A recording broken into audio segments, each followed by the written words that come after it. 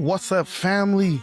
It's your boy Lewis, and I am excited that you decided to join me in the virtual living room where real conversations about leadership, purpose, faith, family, and mentorship inspire everyday people to become extraordinary leaders. And today's topic is a biggie. If you've been rocking with me for the last couple of weeks, you know that we are in the middle of a series that is talking about the leader shift.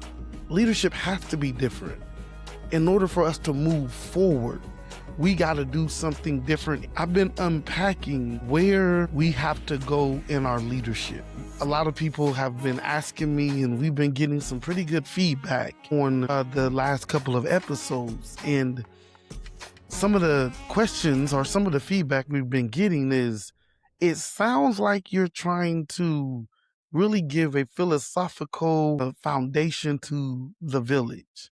Hint, hint, hint, yes. I want you to understand why we are the way we are and why God has called us to be able to really push this movement out, that it is going to take a village. And today's topic is going to really turn our conversation, because we're now about to go a little deeper into what is this leadership model that we have to begin to, and this is in my opinion, that we're going to have to really begin to start adopting if we're going to move forward in this century and beyond.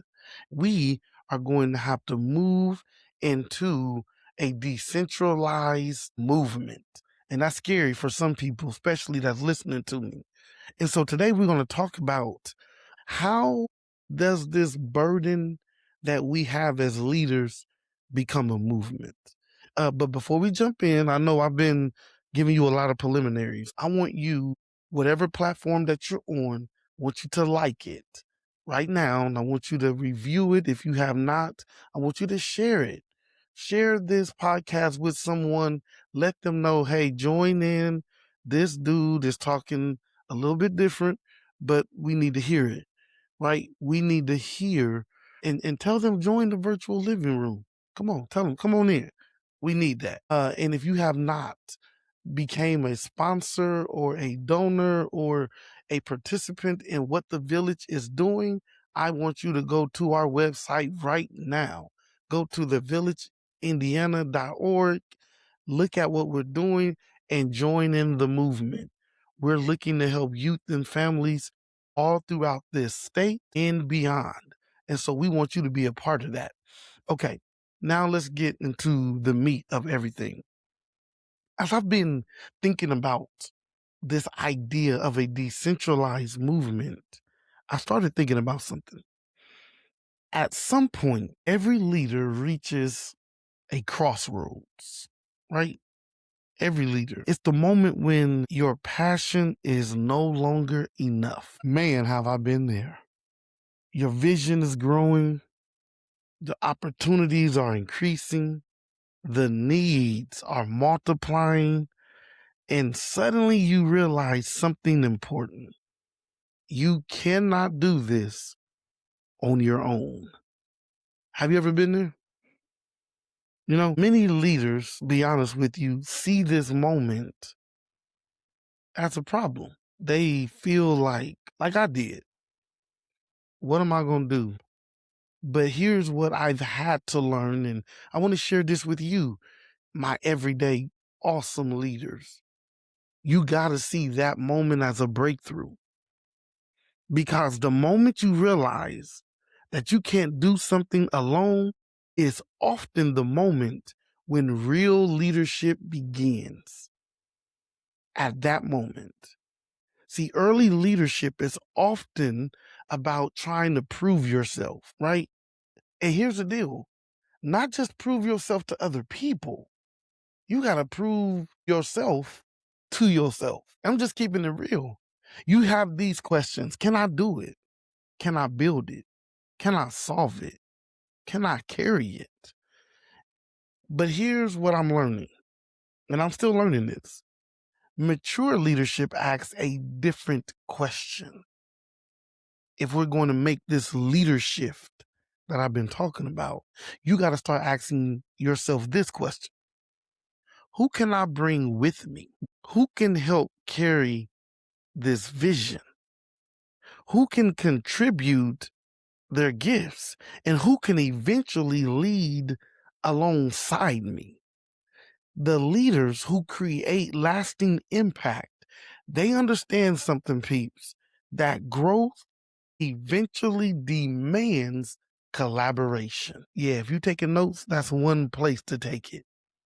Growth demands collaboration. Think about it. No family thrives because of one person. No organization succeeds because of one person. There is not one community that is transformed because of one person. The greatest movements, and I'm talking about civil rights movements, women's rights movements, all kind of movements, Christian movements, the greatest movements in histories were never built by isolated leaders. They were built by teams, by partnerships, and by communities of people committed to a shared mission. Hear me. If we're going to really make this leader shift, you're going to have to understand something. The moment that leadership stops being about me and it starts becoming about we, is the moment when a movement will become possible. If it stays just a burden with you, remember last week we talked about our why, your burden, what carried you, what gets you up in the morning. If it stays just with you, it's gonna die with you. I'm being real with you. It's gonna die with you. And so now we got to make this leader shift from doing everything yourself to building something together. So here's the deal. Those that are listening to me, especially my board and some of my team members, and one in particular, one awesome person that I love, Pastor Jonathan Crenshaw. If you are part of the village, you know him as the one over the mentors, and he creates all kind of things for you all to make sure that you're healthy as you're serving.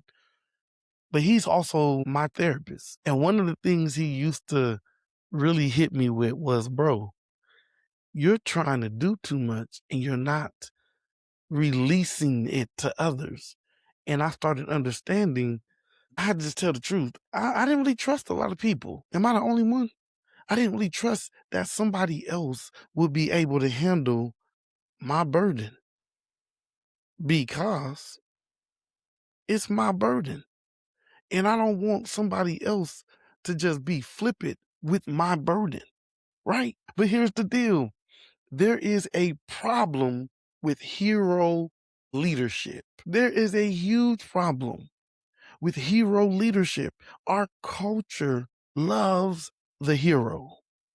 We celebrate the visionary.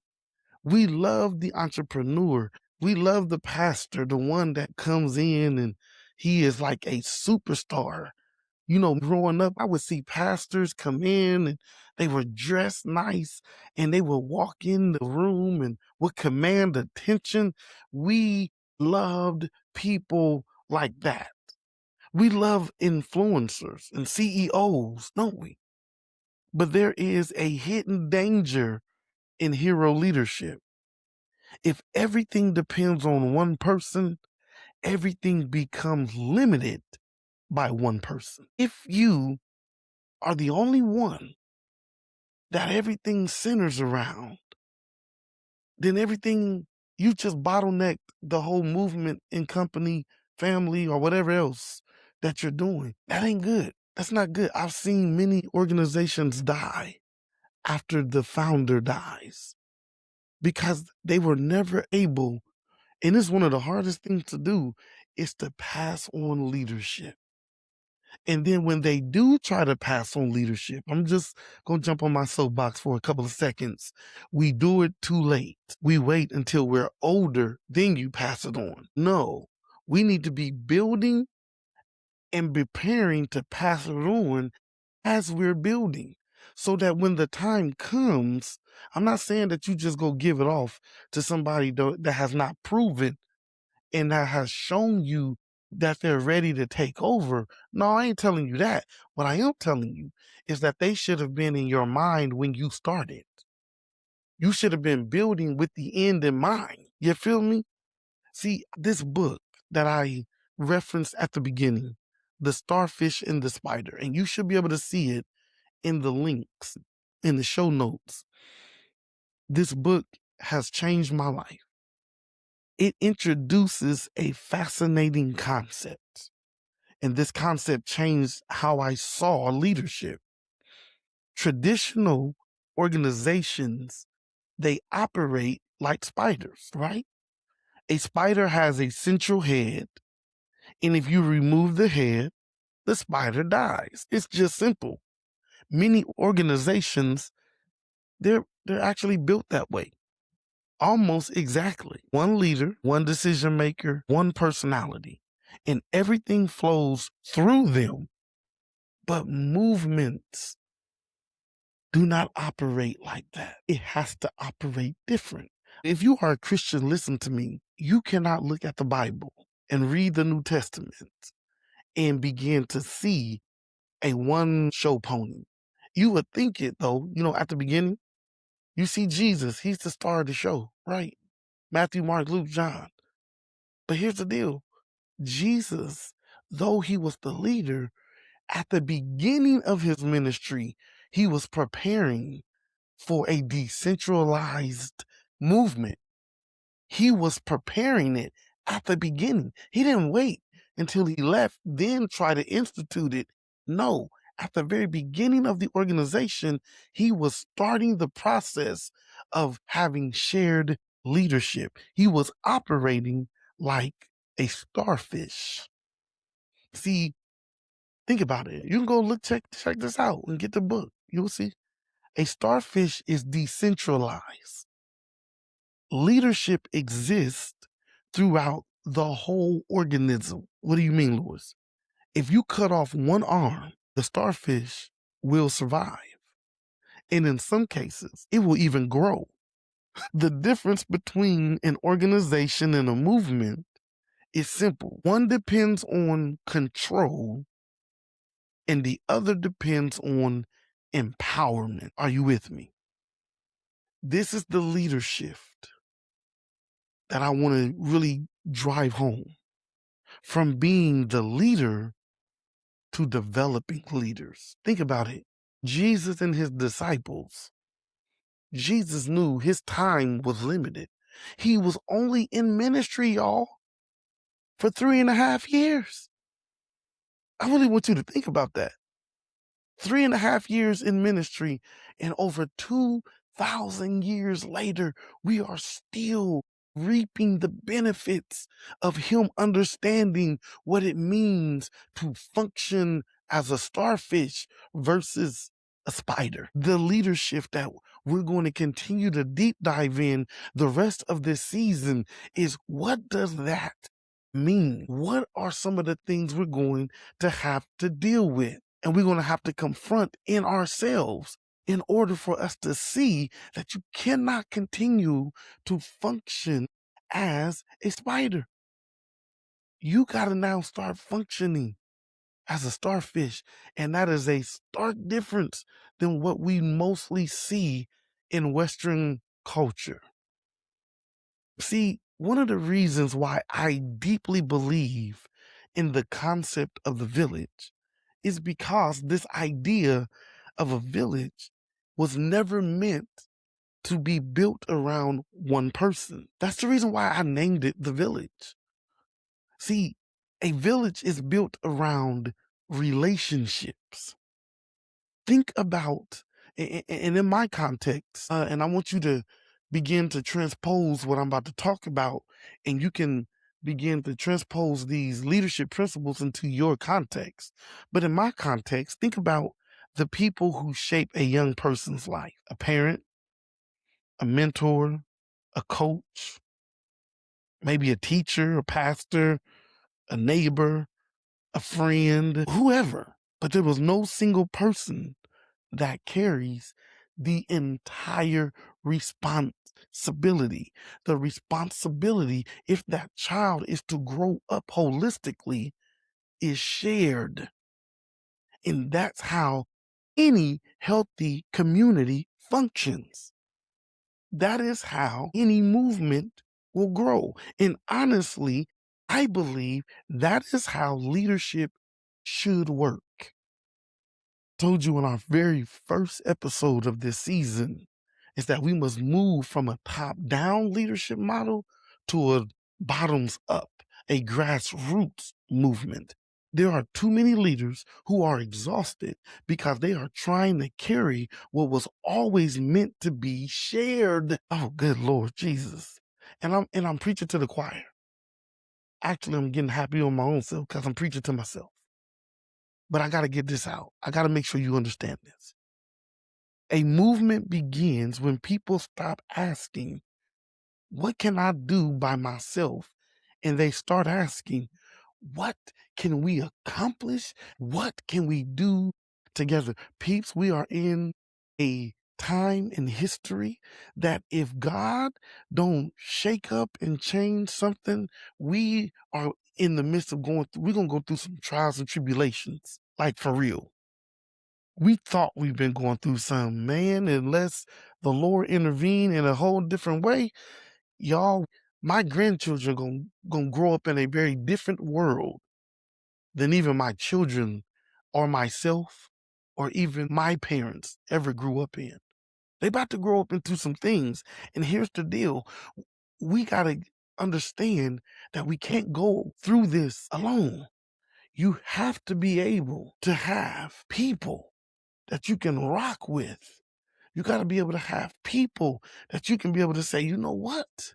I can lean on them. We got to begin to make the shift like this.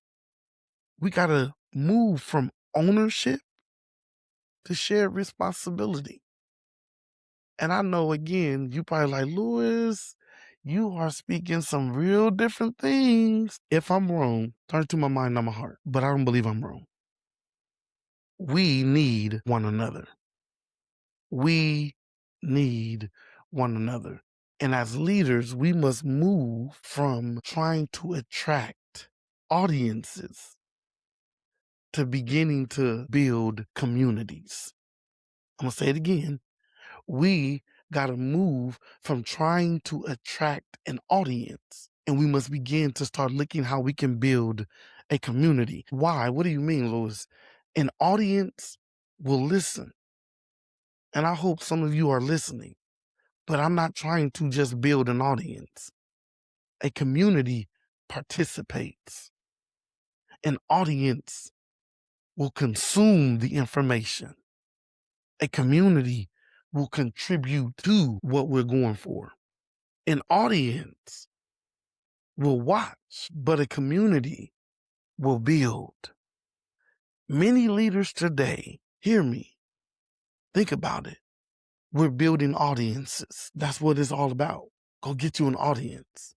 Go get you some consumers. We need a leader shift. That's not going to work. The leaders that are going to create lasting impact are building communities. They are. I want you to hear me. Jesus built a community. He didn't simply gather listeners. He developed disciples. He empowered people. He multiplied leadership. The goal was for them to carry the mission. And the difference between influence and transformation is that people will allow that mission to transform them. Here's the deal, man. Is leadership somewhat, you have to be out front? You do.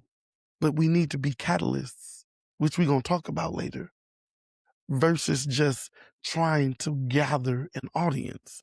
Because influence will attract people, but transformation will develop people. My question to you, are you building an audience or are you building community? Which one are you trying to build? Because here's the deal. If you're trying to build just an audience, you'll never get nowhere if that's all you're trying to build.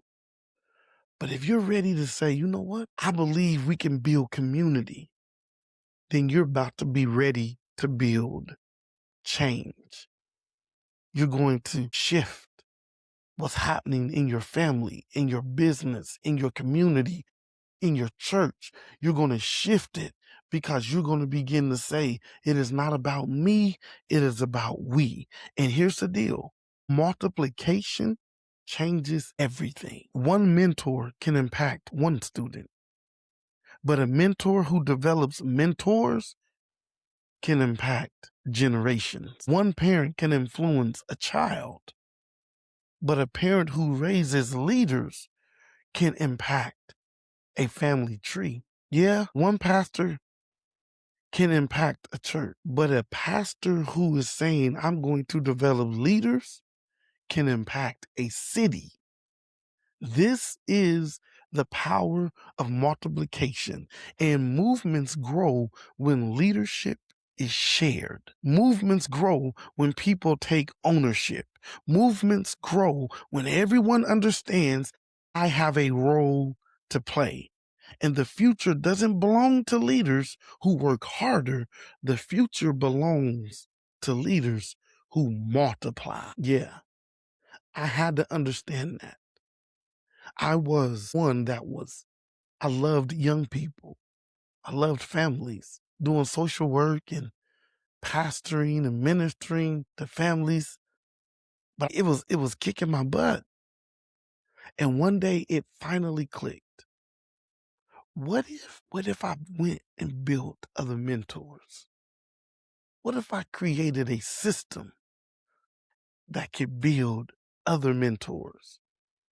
We can affect twice as many people, 4 times as many people. And that's how the village was born. Eventually, every leader has to answer this difficult question. What happens when I'm gone? If everything stops when you leave, all you did was build a project. Let that sink in. But if it continues after you leave, you've built a movement. Think about Moses. He never entered into the promised land, but the movement continued. Think about Jesus. He ascended into heaven, but the movement continued. Think about every great movement throughout history. The movement became bigger than the founder. That's the goal, peeps. Not personal success, not recognition, not applause, but legacy. The greatest leaders understand something. They are not the destination, they are the bridge. It is moving and shifting from a leadership posture that is about personal success and moving to generational impact. So this week, ask yourself this. Am I building something that depends exclusively on me? Or am I building something that can grow beyond me? Who am I developing? Who am I empowering? Who am I preparing to lead? Movements are not built by leaders who do everything. Movements are built by leaders who help others discover what they can do. This is where we are at, peeps. This is what we need to be doing. If today's conversation encouraged you, do me a favor, share it with a parent, a mentor, teacher, pastor, community builder, an everyday leader that needs some encouragement. And if you're ready to grow with me as a leader and help transform everyday individuals to extraordinary leaders, I want you to do me a favor. I want you to go to thevillageindiana.org. Join us, become a sponsor, become a mentor today. Don't just sit on the sidelines.